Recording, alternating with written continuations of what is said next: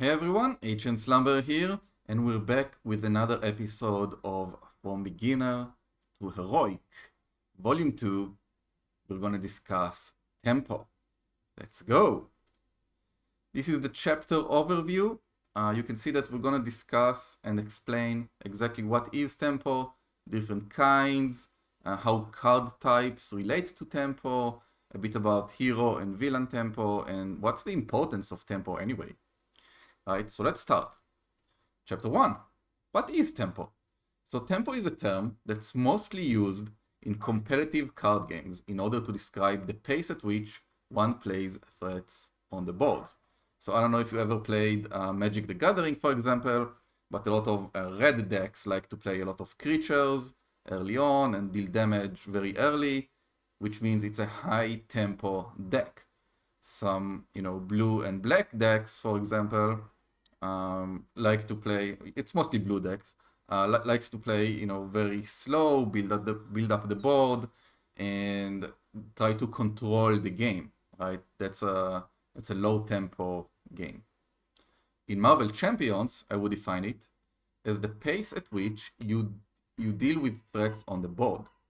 Right? So it's not exactly how you play threats on the board, but how you deal with threats on the board.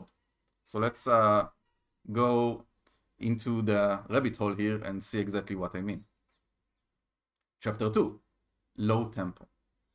Low tempo means that you're playing cards that build up your board for future turns, but don't have an immediate effect on it. Cards like Avengers Mansion and Helicarrier are good examples. So if you are playing cards that will help you in the future, but can't really help you, kill a minion right now, or defeat a side scheme, or deal with an obligation, right? These cards are low tempo because they don't currently affect the board. Chapter 3, high tempo. High tempo means that you're playing cards that help you deal with threats that are currently on the board. Cards like Multitasking and Into the Fray are good examples.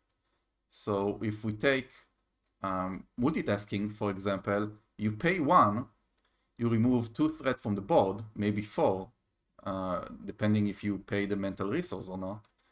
But it affects the board right now, and it doesn't really help you for the future because you just wasted a resource, and you're not gonna see an investment back in the future, but you did deal with something that's bothering you right now. So let's talk about card types. Chapter 4. Upgrade and support cards are usually low tempo cards because you play them and they will help you in the future. Events are usually high tempo cards, right? You play them right away, they help you right now. Allies are somewhere in between. And that's probably why allies are so strong in Marvel Champions, because you play them, they immediately affect the board.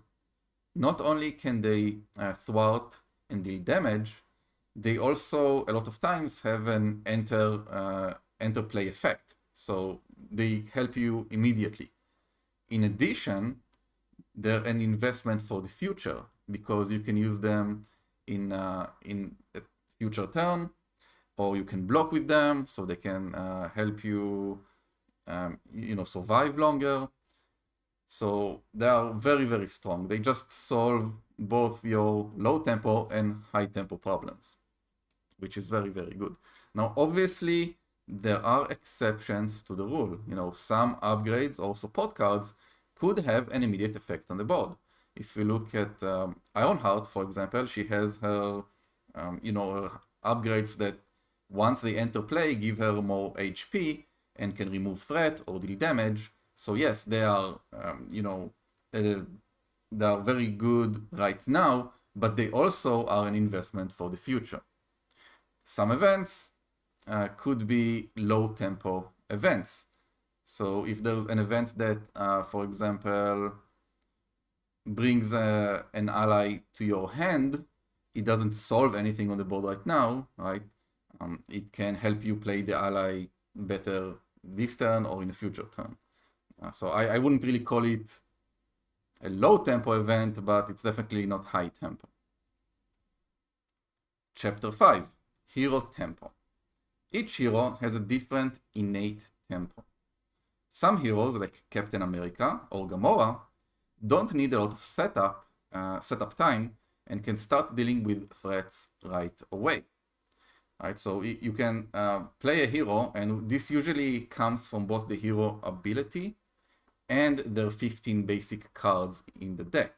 Some heroes just, start dealing with the board right away. They don't really need to set up a lot, and it's very easy for them to deal with threats in the first few turns of the game. It doesn't mean that they are, not good later down the road, but it's definitely easier for them to just start playing cards and deal with threats right away. Other heroes, like SPDR or Mrs. Marvel, need a substantial setup time before they can efficiently deal with the board. So again, it's not that they can't do anything, in the first few turns of the game, but it's definitely going to be harder for them.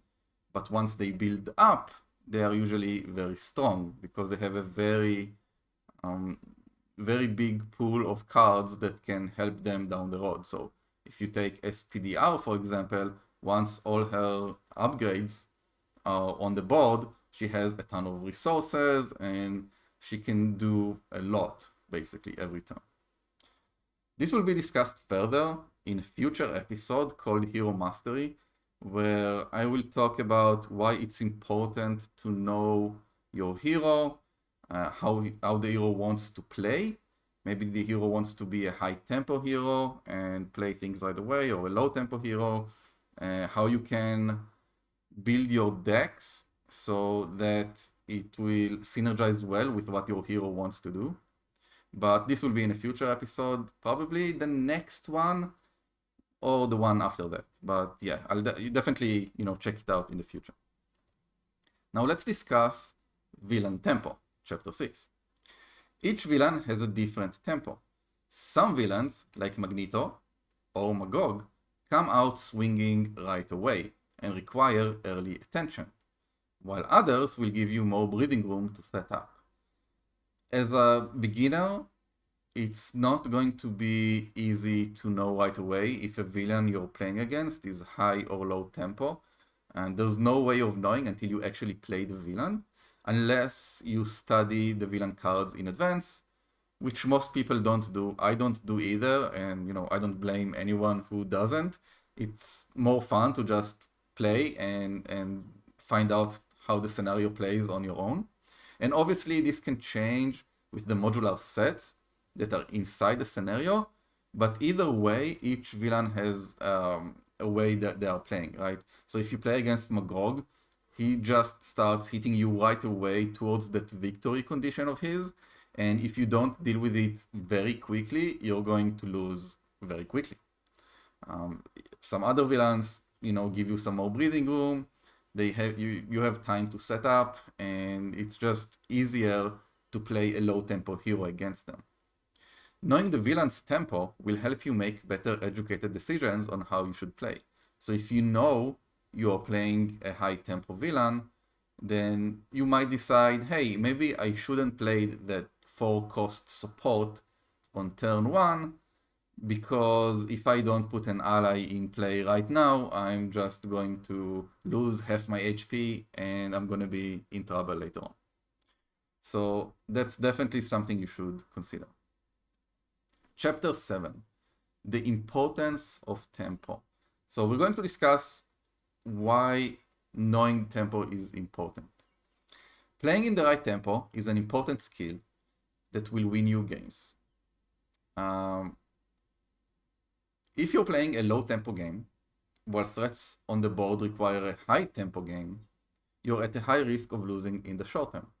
Like we just discussed, if you're playing a villain that will hit you right away for a lot of damage, and you're just deciding to play a very low tempo, build my board game, you are risking of losing, right away in turn 2 or 3.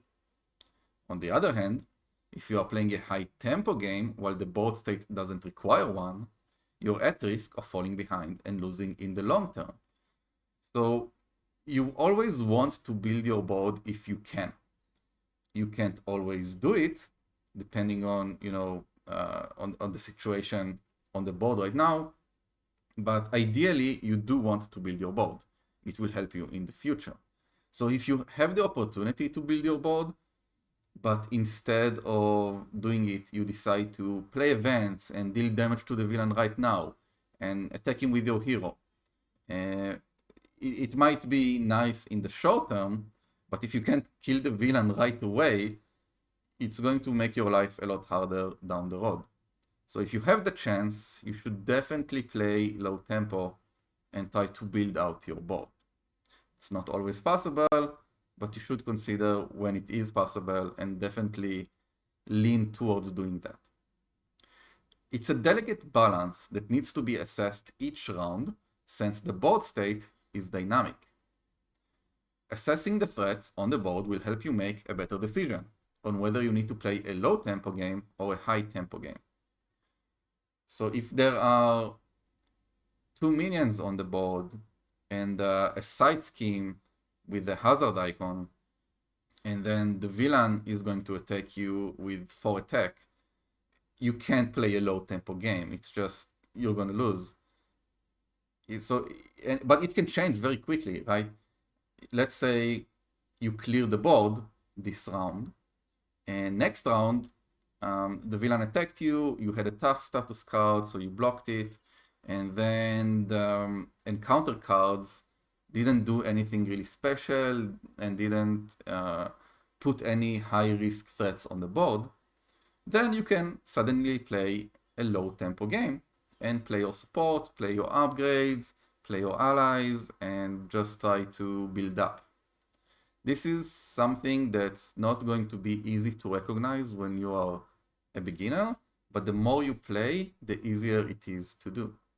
If you haven't watched my previous episode about threat assessment, I highly suggest to go watch that one, because it will help you a lot on assessing the board and deciding, hey, am I in danger right now? Do I need to play a high tempo game, or do I have time and I can play a low tempo game? I hope this makes sense. You will see that the more episodes that will come out, we will build on previous episodes' knowledge. So it's, in my opinion, better if you watch them in order. But obviously you can, learn from each episode either way. I think that the next episode will be about hero mastery, and it will build about what we talked about on this episode. But if you have any other ideas of things that you think needs to be discussed before, or that I didn't cover yet, but you want to be covered in future episodes, please leave a comment down below and I will try my best to do that. I'm open for suggestions. I promise to reply on every comment that you make. Thank you so much for watching.